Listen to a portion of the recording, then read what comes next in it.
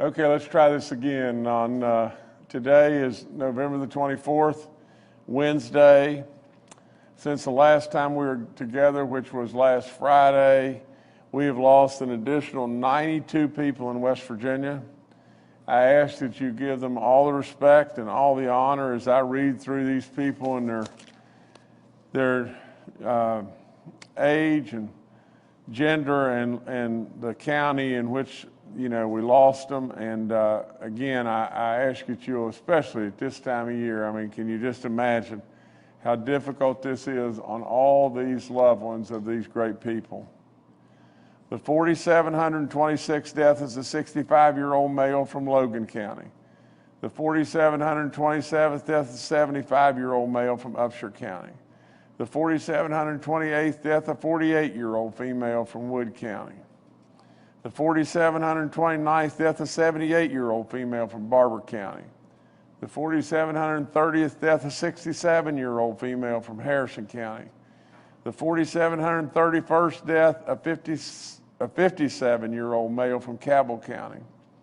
The 4,732nd death, a 65-year-old female from Jackson County. The 4,733rd death, a 71-year-old female from Preston County.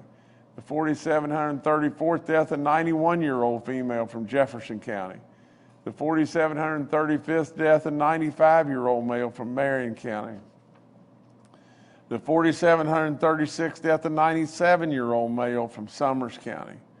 The 4,737th death, a 76-year-old male from Cabell County. The 4,738th death, a 94-year-old female from Mineral County. The 4,739th death, a 57-year-old female from Greenbrier County. The 4,740th death, a 70-year-old male from Wood County. The 4,741st death, a 63-year-old male from Harrison County. The 4,742nd death, a 65-year-old female from Berkeley County. The 4,743rd death, a 65-year-old male from Cabell County. The 4,744th death, a 64-year-old male from Boone County. The 4,745th death, a 73-year-old male from Randolph County. The 4,746th death, a 68-year-old male from Roane County. The 4,747th death, a 65-year-old male from Harrison County. The 4,748th death, a 102-year-old female from Wood County. What an incredible life. We lost an awful lot of wisdom, that's for sure. The 4,749th death, the 4,749th death, an 84-year-old female from Taylor County. The 4,750th death, a 77-year-old male from Raleigh County. The 4,751st death, an 86-year-old male from Jackson County. The 4,752nd death, a 79-year-old male from Marion County. The 4,753rd death, a 59-year-old male from Kanawha County. The 4,754th death, a 69-year-old male from Nicholas County. The 4,755th death, a 73-year-old female from Randolph County. The 4,756th death, a 43-year-old male or female from Harrison County. We'll do that again. The 4,756th death, a 43-year-old female from Harrison County. The 4,757th death, a 53-year-old male from Harrison County. The 4,747th death, a 47-year-old male from Logan County. The 4,759th death is a 52-year-old male from Wayne County. The 4,760th death, an 87-year-old male from Logan County. The 4,761st death, an 86-year-old female from Calhoun County. The 4,762nd death, a 99-year-old female from Tucker County. The 4,763rd death, a 79-year-old female from Fayette County. The 4,764th death, a 47-year-old female from Brooke County. The 4,765th death, a 60-year-old female from Harrison County. The 4,766th death, a 65-year-old male from Upshur County. The 4,767th death, a 60-year-old male from Nicholas County. The 4,768th death of 73-year-old male from Marion County. The 4,769th death of 73-year-old female from Wetzel County. The 4,770th death of an 85-year-old male from Marshall County. The 4,771st death is a 72-year-old female from Hancock County. The 4,772nd death of a 75-year-old female from Harrison County. The 4,773rd death of a 64-year-old female from Harrison County. The 4,774th death of a 72-year-old male from Kanawha County. The 4,775th death of an 89-year-old female from Lincoln County. The 4,776th death, a 65-year-old female from Harrison County. The 4,777th death of an 82-year-old female from Kanawha County. The 4,778th death of an 87-year-old female from Kanawha County. The 4,779th death of a 92-year-old male from Kanawha County. The 4,780th death of a 66-year-old male from Mercer County. The 4,781st death of a 79-year-old female from Nicholas County. The 4,782nd death of a 62-year-old male from Berkeley County. The 4,783rd death of a 64-year-old male from Kanawha County. The 4,784th death of a 58-year-old male from Mineral County. The 4,785th death of a 68-year-old male from Pocahontas County. The 4,786th death of a 78-year-old female from Braxton County. The 4,787th death a 73-year-old female from Marion County. The 4,788th death of a 58-year-old male from Grant County.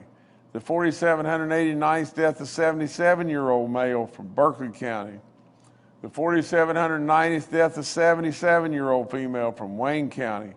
The 4,791st death of a 65-year-old male from Wood County. The 4,792nd death of a 92-year-old female from Putnam County. The 4,793rd death of an 85-year-old female from Preston County. The 4,794th death of a 90-year-old female from Mercer County. The 4,795th death of a 95-year-old male from Taylor County. The 4,796th death of a 61-year-old male from Putnam County. The 4,797th death of an 86-year-old female from McDowell County. The 4,798th death of a 65-year-old female from Nicholas County. The 4,799th death of a 72-year-old male from Clay County. The 4,800th death in West Virginia is a 74-year-old male from Kanawha County. The 4,801st death of a 55-year-old female from Mineral County. The 4,802nd death, a 62-year-old male from Brooke County. The 4,803rd death, a 63-year-old male from Marshall County. The 4,804th death, an 80-year-old male from Wetzel County. The 4,805th death, an 81-year-old male from Marion County. The 4,806th death, a 73-year-old male from Greenbrier County. The 4,807th death, a 95-year-old female from Kanawha County. The 4,808th death, an 85-year-old female from Boone County. The 4,809th death, a 38-year-old female from Kanawha County. The 4,810th death, a 60-year-old male from Putnam County. The 4,811th death, a 68-year-old female from Logan County. The 4,812th death, a 95-year-old male from Jackson County. The 4,813th death, a 77-year-old female from Raleigh County. The 4,814th death, a 51-year-old male from Greenbrier County. The 4,815th death, a 49-year-old female from Wetzel County. The 4,816th death, a 72-year-old female from Greenbrier County. The 4,817th death in West Virginia is a 72-year-old male from Wood County. My.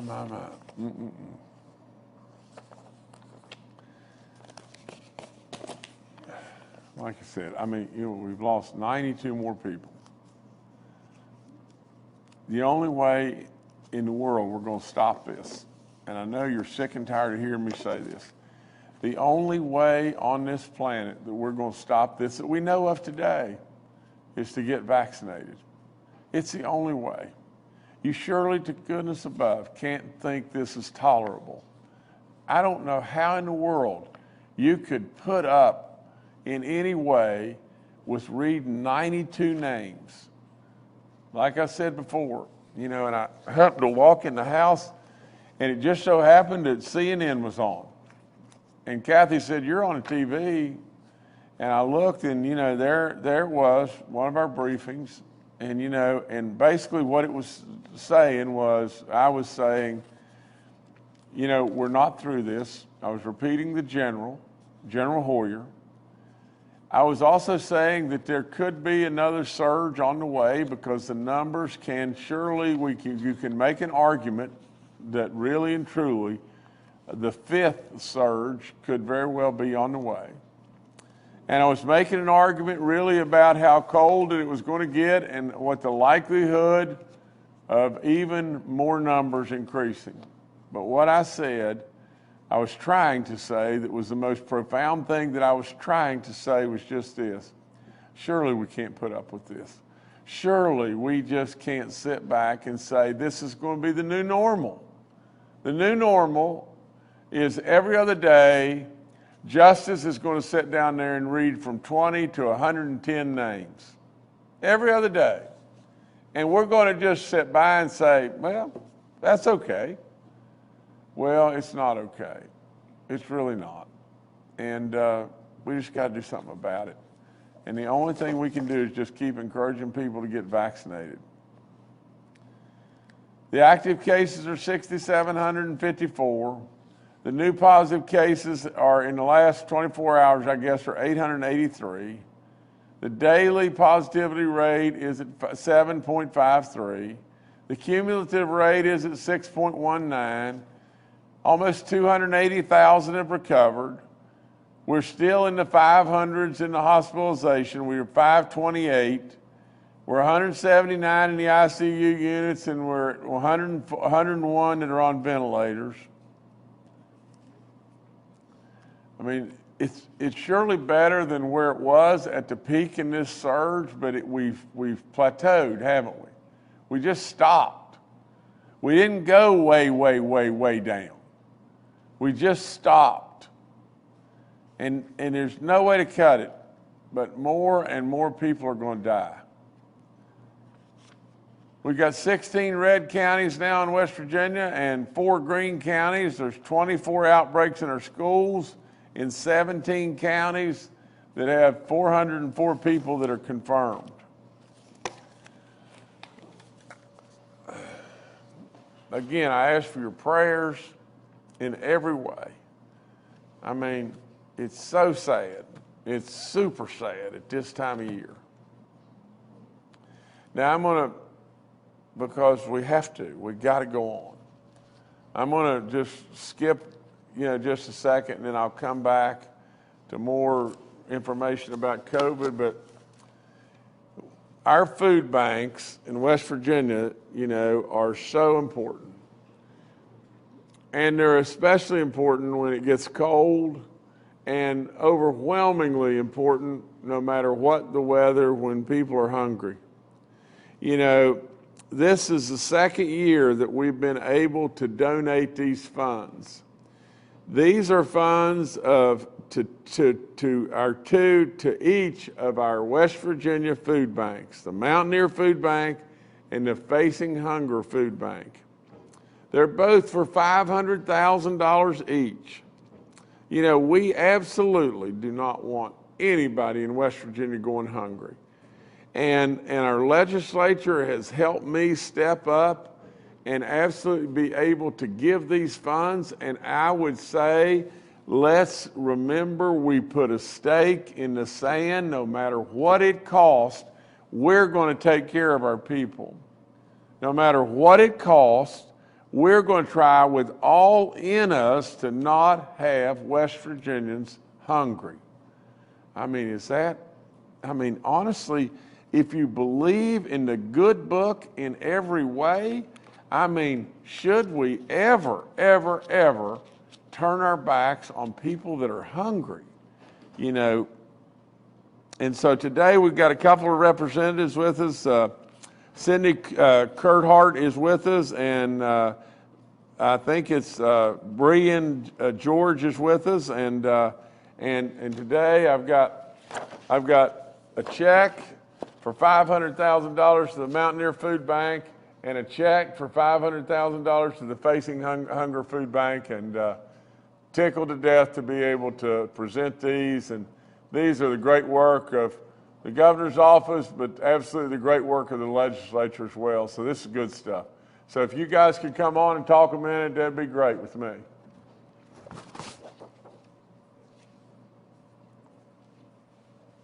Good morning, Governor Justice, and on behalf of the 130,000 West Virginians that Facing Hunger Food Bank serves, arm in arm with the team you have assembled here, General Hoyer, we've partnered to do vaccines with the department. We've partnered to make sure that benefits are available. These resources help our pantries to be able to access all available food resources. We've purchased freezers and coolers and all kinds of infrastructure to support the long-term impact of this funding. So thank you so much.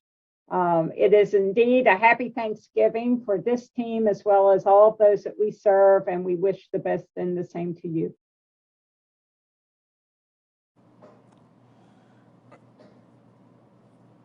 Do we have the other folks, Jordan? Yes, Brianna, if you're with us, please speak. Hi, yes. Thank you, Governor. And on behalf of everyone at the Mountaineer Food Bank, to you and your legislature for awarding us these funds. This funding will help provide food to support our programs and allow us to continue to provide food for those in need, especially during the holidays. So thank you again, Governor, for your continued support and helping meet the needs of those with food insecurity throughout our state. And also, we would like to extend an invite to you to visit our facility in Gassaway with your schedule permitting. Thank you. Well, Brian, I'll come. I'd be honored to come, and to you and Sydney, thank y'all so much, Sydney. But you guys are doing great work, and God's work, that's for sure. Thank you so much. Okay, if I could give you another announcement, I think you'll really enjoy seeing this. But this Friday evening, the West Virginia Public Broadcasting is going to air a documentary on communities in schools, and you know how involved our First Lady Kathy is in communities and schools, and they have done phenomenal work. And I guess a camera crew followed them around and everything, and went to the schools and went with Kathy, and they've got an incredible story to tell. It is a truly great story. And I don't say this in any way because Kathy is doing this, but, because to be perfectly honest, I've said it over and over, we just fell out of the, just luck that we picked this, because it truly, and I mean this with all my soul, we've got so many great programs in West Virginia, and I've surely not seen and been involved in every one. But I am in and out of the schools in this state all the time. I have never, ever seen anything that works like this. And the great work that Communities in Schools is doing, it's phenomenal. It is absolutely fantastic. So watch that. It's going to be on this Friday at 6:30 p.m. and again, at 8:30 p.m. You need to watch this. This is really, really neat. It'll make you feel good and everything. And so I congratulate Kathy and all those that are working, really hard, to make things better for our kids, and Communities in Schools is making an impact. So thank y'all. I've got a birthday wish today to a beautiful 95-year-old and everything, but Georgia Caratonis is on every day, she says. She lives in Alma Creek, and she says that she has watched every single one of our briefings. So I'm sure that at times I've probably made you giggle, and at times I've probably made you cry. But absolutely, with all in me, I wish you the happiest birthday, and I want you around till way, way, way past we finish these briefings and everything. And again, you know, I just congratulate you on this great, great birthday, and I want you to have many, many, many more. She is fully vaccinated, and she has received her booster shot. We congratulate her on that and everything. But more than anything, God bless you in every way. And a happy, happy birthday from myself and all of us. Thank y'all so much. Thank you so much. I've got another announcement right now that today I'm honored to appoint Kathy Hess Krause, you know, to the West Virginia, you know, House of Delegates. And she is going to fill the seat of Delegate Josh Higginbotham, you know, who resigned, and the district covers the parts, or covers parts of Jackson, Mason, and Putnam County. And Kathy, I know you'll do a great, great job. I could not be more proud. So take the reins and run with it, and we're really proud of you, girl. Thank you so much. Okay, I'm going to go back to our numbers and COVID stuff and everything. You know, I remind you over and over, if you're 65 years of age, and I mean, you do not want to play with this. That's all there is to it. It'll take your life. If you have any symptom of anything unusual that's going on, go get a test. And these antibodies, if you would happen to test positive, will save your life, and they'll do it very quickly. I remind you about wearing face coverings. If you're 65 and older, or 50 and older, and you've got health issues, and you're going into a crowd of people indoors, you probably really, really ought to think really hard about wearing a mask. The FDA has approved all boosters to all Americans, 18 and above. You know, I don't know why they were dragging around about this, but finally they did it. And maybe, you know, maybe we contributed toward that a little bit, because we were telling people, go get their test and everything, or go get their booster shot. And you really, really, really need to have a run on the bank to do that. Because the bottom line, the whole thing, Dr. Marsh could not have said it any better. If you're 6 months out from your booster of Pfizer or Moderna, you don't have any immunities now, or very, very, very low. And if you're 2 months out on J&J, you're in the same boat. Now, it's going to get colder. You don't have any immunities. The Delta variant absolutely is multiples of times more infectious. What do you think the chances are? What do you think the chances of your decision to get fully vaccinated, and now, for whatever the reason may be hesitant or be just lagging about getting your booster shot? You can't do that. You just can't do that. You have got to put a run on the bank and absolutely get those booster shots. I asked for people to help me with the young kids over and over, whether it be parents or grandparents, help me there. All the information's up on our vaccine info line. You know, we've started and we're underway with the round 3, do it for baby dogs, sweepstakes and everything with our younger people from 5 to 18 years of age, you know, that have received 1 shot and everything, and children from 5 to 17 must have parental consent to do so and everything. But, you know, we absolutely are trying to incentivize those children and those parents, grandparents, whatever, to be able to make that really happen. You know, we're giving away 25 each week, 25 $10,000 education savings funds. We're giving away 100 each week, lifetime hunting and fishing license, and we're going to have some grand prizes beyond that.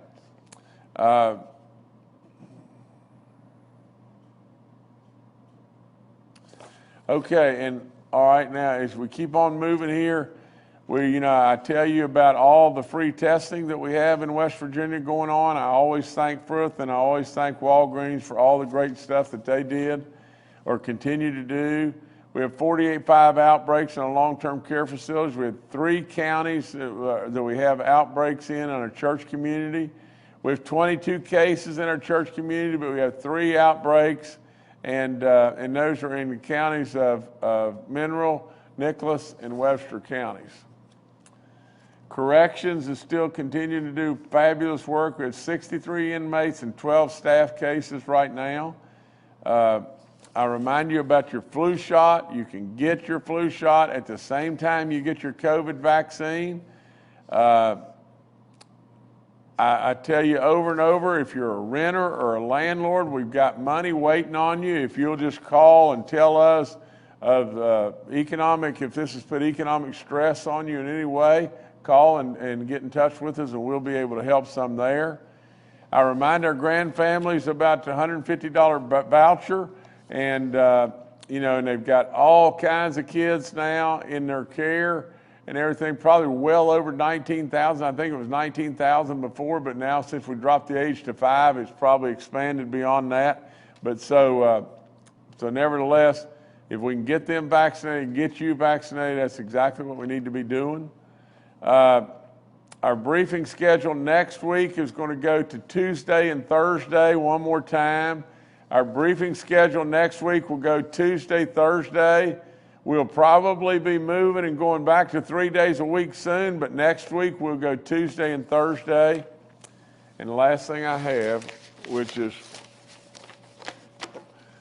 surely either one of the most important or the most important from the standpoint of we all have so much to be, very thankful for. Tomorrow's Thanksgiving. I ask you every way to take time, in your way, however, to express your gratitude and thanks, to whether it be to God above, your family, whomever it may be. Especially if you were to happen to run into a veteran or an active military person, please express your level of gratitude and thanks. Absolutely. For the health of all of us, it'll make you really feel good. I'm a real believer that the giver is always the winner. Always the winner. Not the receiver, the giver is always the one that wins. And if you're kind enough to give thanks, it will touch your soul. It literally will touch your soul. So tomorrow is a really big day. Take time to give thanks in every way you possibly can. That's all I've got right now. All right, thank you, Governor. Let's now go to retired Major General Jim Hoyer, the director of our Joint Interagency Task Force. Good morning. Just a couple of things before I get into COVID-specific items. Governor had a chance to do a lot of things with you and the administration, from economic development to responding to emergencies. And I just want to point out, in my opinion, one of the most significant things I think we have done collectively, and you and the legislature have done, is the support to our food banks. In addition to the facility that we added at Rock Branch, that's made it more effective for our food banks and VOAD and others to serve those people in need. The feeding program we did for our children when school was out during the first surge of COVID, I think are truly significant things that sometimes we greatly overlook. So I appreciate the work that's been done there. To our military families, in particular, who have loved ones deployed during this holiday, we keep you in our thoughts and prayers and appreciate the sacrifices that you make. Related to COVID specifically, unfortunately, our transmission rate continues to rise. It is at 1.04 today. It's continued to go up steadily over the past 10 days. We know from past experience and our data analytics that this is going to lead to additional challenges. As the governor pointed out, at the end of the first surge, we had almost a complete emptying of our hospital systems of COVID patients. That is not the case during this surge. We still have over 500, and a much greater percentage of those individuals are in the ICU and on ventilators. So when you combine that with the increased transmission rate, us going into the holiday season, us going into winter weather, and not having that that complete emptying of the hospital systems, West Virginia, we are going to face a significant challenge during the holiday season and after that in the first couple months of January, based on the data that we see. And as the governor points out, the most effective way that we have to address that is to get vaccinated, and those who have been vaccinated to get a booster dose. While we know there are additional therapeutics coming out, there is a series of processes that individuals will need to go through to get those therapeutics so they don't become as effective as the vaccine, although we hope they will help us to some degree. So again, it's very important to get vaccination. And again, I go reinforce the governor's point. If we had this many people dying every day from a mine accident or disaster, or a series of highway accidents every day, or a series of fires occurring every day, we would be making monumental efforts to go forward to reduce that immediately. The only ability that we have right now to address the vaccination, to address the losses that we face from COVID, is vaccinations and boosters. So West Virginia, please take heart to that and go address this immediately. Thank you. Thank you, sir. Secretary Bill Crouch and Dr. Anam Jad are also joining us today and are available for questions. Dr. Clay Marsh, our coronavirus czar, had a prior engagement and will rejoin us next week. We'll now go to questions from members of the media. The first today from Stephen Adams with Ogden Newspapers. Yeah, Stephen Adams with Ogden Newspapers here.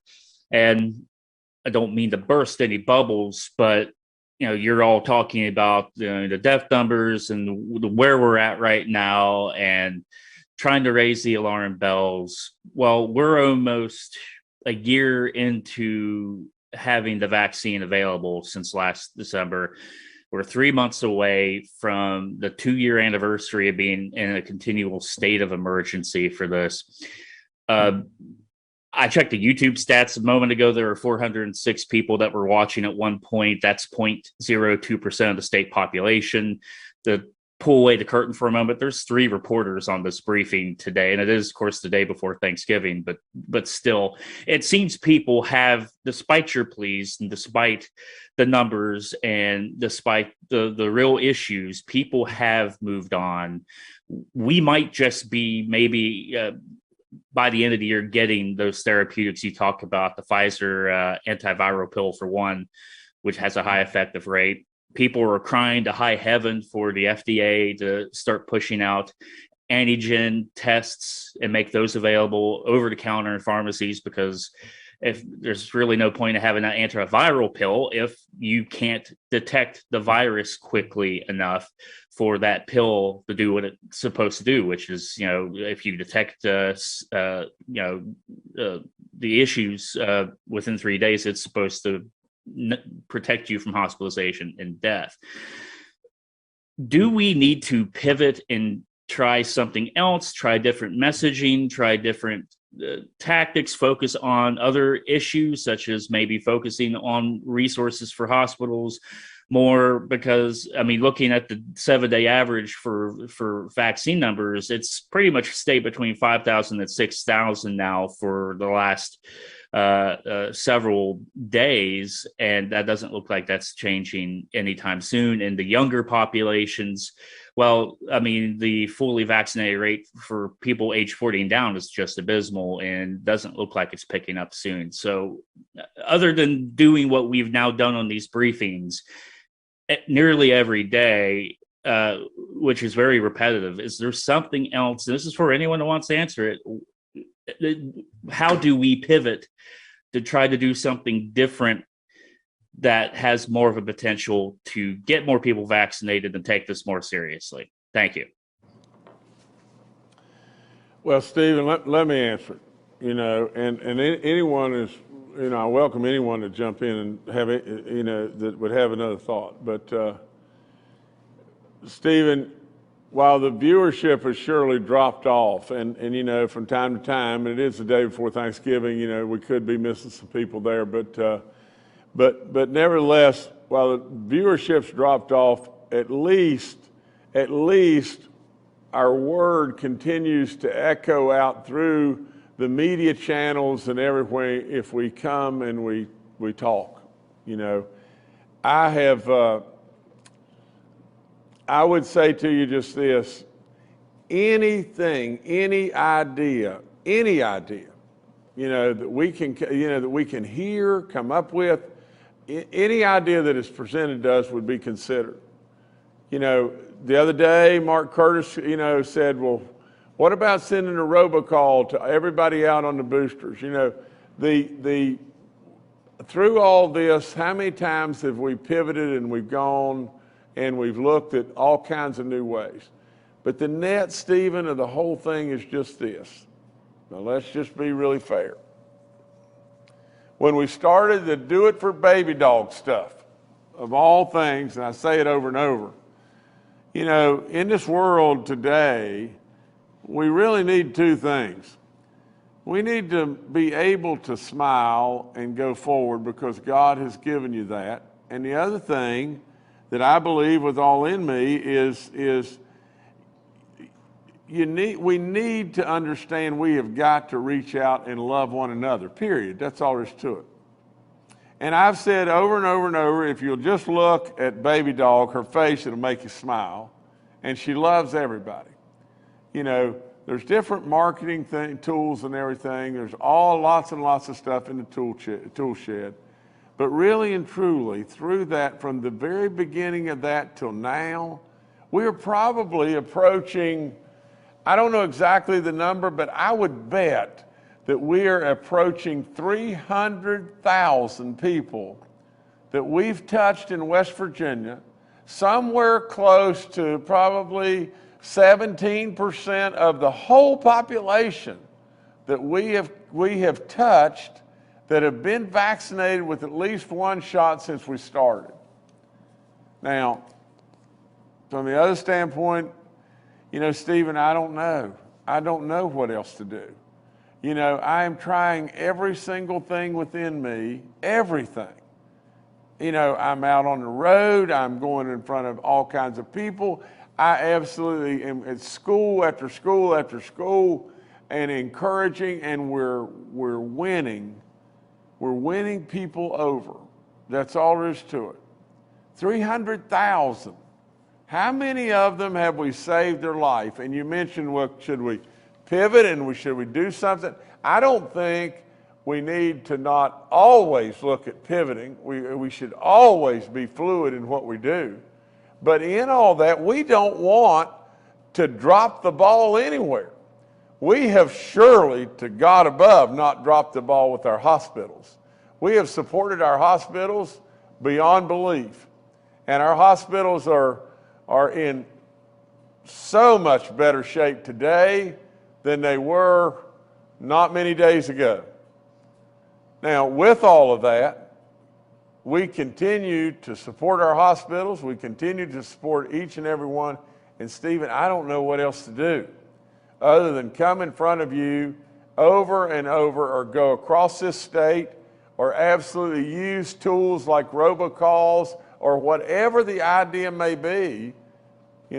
All the broadcasters have been tremendous, to step up, and in being in the schools over and over and over. We're getting more. We're getting more. We're getting more. I wish to goodness that we could stop having to come in here and read 92 great West Virginians. It is absolutely terrible. It is terrible. But Stephen, we've won 300,000 people over. 300,000 people over. What would these numbers have been if we hadn't have done anything? What would the numbers have really truly been if what we'd have said was, well, let's just wait to see what happens, and let's staff up and really help our hospitals, because we're going to have an avalanche of people coming. All across this nation, everybody's tried in a lot of different ways. Stephen, I love you with all my soul, and you're a good, good man, and you're always fair, and that's what I absolutely love to death. Stephen, we've lost 4,817 West Virginians. You know where we're located and how elderly our state is and how sickly our state is. Stephen, this could have been the tsunami of tsunamis. And absolutely, there could have been so many deaths, it's unbelievable. West Virginians should be really proud. And if there's any other idea that you may have or whomever out there is listening may have, please just tell us. We'll try any and everything we possibly can to get more people across the finish line. We're hopeful, we're really hopeful that there's going to be a magical pill come along, and I've said it over and over, that all the vaccinations are doing is giving us time so the scientists and the doctors and the really smart people can figure it out.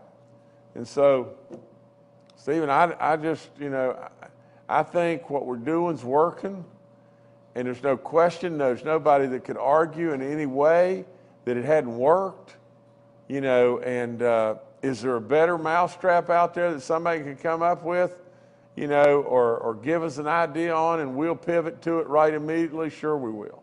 Sure we will. But, I hear you and I understand, and but Stephen, this right now, we're doing any and everything that I know we can possibly do. All right, thank you, Stephen. Next, we'll go to Mark Curtis with Next Star Media. Good afternoon, everyone. Happy Thanksgiving to Governor Justice and the First Lady Kathy, and of course your kids Jill and Jay and Baby Dog and their families. And happy birthday to that young lady, 95 years young as well. Governor, I do have to ask a non-COVID related question, because now this is a published report citing various public records. This was published through Next Star Media, our parent company, that Bluestone Coke, a company your family owns in Birmingham, Alabama, and I realize your son Jay is now president and CEO, and he's operating your companies. But there are 2 lawsuits filed by the Jefferson County Board of Health over air quality violations, it's alleging. The Department of Taxation and Business Licensing says Bluestone Coke does not even have a license to operate in Birmingham, Alabama. There is another lawsuit been enjoined by a group called GASP. It's an environmental organization, citing neighbors of the plant who's saying they're being made sick by the emissions and so forth. I realize the plant is now pausing production until April of 2022 and is promising to make repairs and upgrades in whatever it has to do to rectify these problems and these lawsuits. What can you say to assure the public, not only here in West Virginia, but in Alabama and any other states your companies operate, that you will do whatever, you'll move heaven and earth and do whatever has to be done to rectify problems that may crop up such as this and settle these lawsuits? Well, Mark, first of all, I've got to say just this. I've never been to the plant. I've never seen the plant, so we got to understand that is absolutely, this is what I've been trying to tell everybody all along. My job is to be your governor. We have owned that plant for a good while. That plant had been bankrupt for all practical purposes, bankrupt 2 different times prior to us getting it.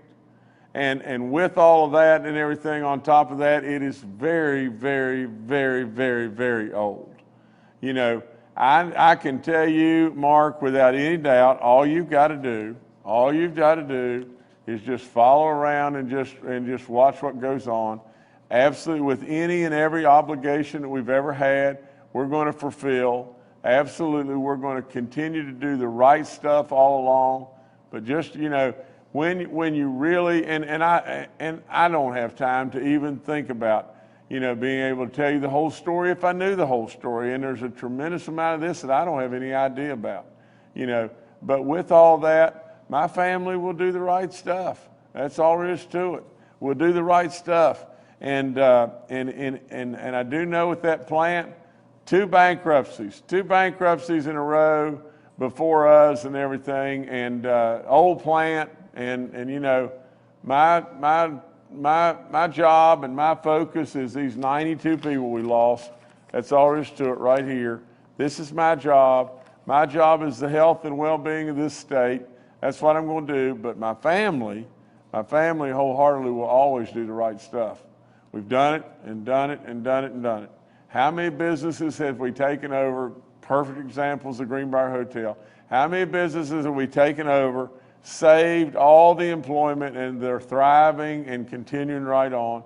You know, you've got the situation right now with Bluestone in Wyoming and McDowell County. What was Bluestone in Wyoming and McDowell County doing 2 or 3 years ago?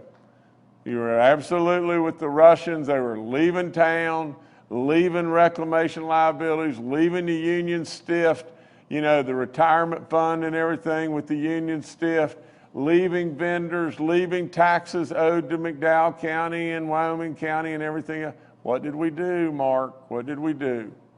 It's exactly what we do. All you've got to do is just follow it along, and you'll see over and over and over, you'll see our family at the end of the day cleaning a lot of messes up that a lot of people left. And you take a lot of flack because you are the governor and you're per se the billionaire and everything else, but you take a lot of flack along the way. But it doesn't matter to me. We're going to do the right stuff, and that's what our family does. And that's what we're going to continue to do. And I'm going to first and foremost look after these 92 people as best I possibly can in the state of West Virginia, and that's what we're doing. All right, thank you, Mark. Next, we'll go to Paul Mullen with WCBC. Happy Thanksgiving, everyone. Tomorrow being the holiday and through the weekend, there's going to be a lot of families getting together with that empty chair that someone has been lost to COVID. And there's also empty chairs out there that are related to people that are estranged from their families due to substance use disorder. Governor, maybe you and then Secretary Crouch or Dr. Amjad address the other part of the issue about reaching out to those families that you know have experienced a loss due to COVID or some other situation this year. And the fact that, you know, maybe families need to close ranks and be maybe a little more understanding or a little bit more supportive of those that have gone down the road of substance use disorder. Happy Thanksgiving all. Thank you. Secretary Crouch, if you want to add something to it, or Dr. Amjad, let me say this real quick, you know, before you get in there. I would tell you that, you know, Paul, if I read you correctly, and you know, that it's surely a time of year to be understanding. It's surely a time of year to be really, really thankful. It's surely a time of year to do exactly what I just said just a minute ago with Baby Doll.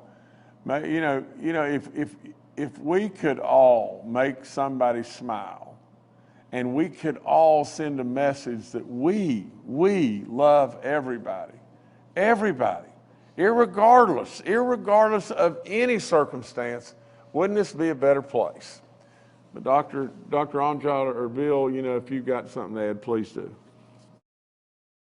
Yes, Governor, thank you. And thank you, Paul. And thank you for remembering those folks. We've talked a lot about the SUD numbers and our overdose numbers going up after going down for a couple of years. This pandemic has just been brutal on everyone, but that particular population is still struggling. Losing those connections to their support groups and to their families and their friends over the past 18, 20 months has been difficult. And we're trying to help restore those links and get folks into treatment. So there are a lot of people out there right now who are struggling, and holidays many times are worse than other times with regard to losing those connections and not having those support groups. The governor and the legislature has done a tremendous job trying to tackle this problem. The Governor's Council on Substance Use has done some amazing things. They're doing 7 or 8 community groups, Zooms around the state to try to connect with folks in those communities that provide those supports and assist those individuals. So we're working hard to try to get the word out. I would just encourage everyone out there, anyone who knows anyone who is having difficulties with substance use disorder and who are using drugs, contact them. Please try to get them help, get them connected back with those support groups or their families. We have numbers on the DHHR dashboard all the time for folks, 24-hour numbers for people to call. So again, we want to get that support out there, and Paul, that's a great message right now. We have a lot of people hurting in the state, so thank you for that. All right, thank you, Paul. Governor, I'll turn it back to you. Okay, I've just got 2 or 3 things, and I'll go through them pretty quickly. But General Hoyer mentioned this, but if you'll go back and this was surely just a little bit of an oversight on my part, but because I just it seems like a long time ago, but in some ways it was a long time ago. But do you remember how the National Guard and others, whether they be their food banks or whomever it was, or maybe even private people and private businesses and everything, do you remember how they stepped up and they provided meals every single day? Do you remember that? Do you remember all the work that went on? Absolutely, to keep our kids fed and everything else that went on and everything. So to all the people that not only, that administered the food and everything, super, super special thanks. The only other thing I would close with, and this is probably not a high note to close with, is just this, the country of Germany today is contemplating shutting down because of the Delta variant and COVID. We all know that that there's all kinds of talk now about a 5th surge. We all know it's going to get cold. Now just think about it. Think about where we were. Why do we have to, my dad used to always say, son, if you're going to work a bulldozer really, really hard and you're driving that bulldozer, you're working yourself really hard. It's okay. It's okay if you happen to get in a mud hole or something like that and get that bulldozer stuck up. It's okay. But son, if you're operating D10 or D9 bulldozer and you get it hung up, for God's sakes a living, son, don't be silly enough. But he didn't say that. Don't be silly enough to go get one to pull it out and get them both hung up. Well, really and truly, if you'll just think about it, we know what it's been like to be shut down, don't we? And we know what it's been like to not have any vaccine and really be running through the streets and worried to death about what am I going to do? Am I going to make it long enough to get the vaccine? And then we did. Then we got the vaccine. And now we know what it's like to be able to go to football games and be able to enjoy this incredible fall season that we've had. We know what all that's like, don't we? But we also know what it was like when we had the bulldozer hung up. We know what it was like a year ago when stuff was shut down. We know what it was like with the bulldozer hung up. And for God's sakes a living, West Virginia, don't go get the second bulldozer and get it hung up too. There's a great message if you'll think about it. When it really boils right down to it, we've got an opportunity to stop this thing right now. Or we've got an opportunity to look back and have both bulldozers hung up. It's your choice. I love you with all my soul. Your choice. God bless. Have a great and wonderful, happy Thanksgiving. Thank y'all so much.